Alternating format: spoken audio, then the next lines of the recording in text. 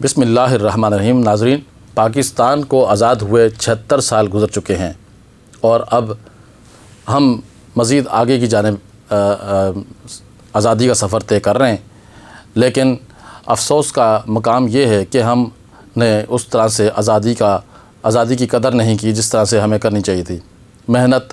جفاکشی، ایمانداری کا راستہ ہم چھوڑ چکے ہیں اور فضولیات میں لگ چکے ہیں۔ کرپشن ہماری نس نس میں بس چکی ہے، اور مزید یہ ہے کہ آزادی کے موقع پر، یوم آزادی کے موقع پر ہمارے بچے کے پاس باجے پکڑے ہوئے ہیں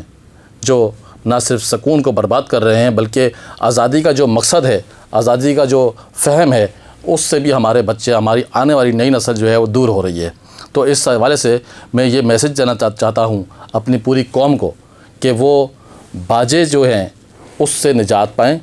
باجوں کے بجائے اپنے بچوں کو شجرکاری کی طرف لے کر جائیں،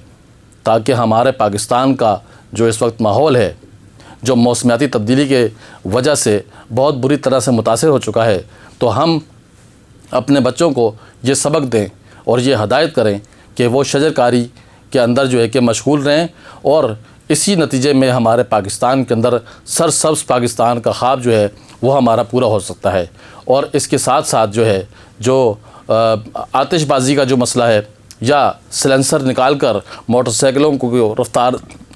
رفتار سے جو ہے چلانا سڑکوں پر، یہ بھی جو ہے کہ حادثات کا سبب بنتا ہے۔ تو ہمیں اپنی نسل کو یہ میسج دینا چاہیے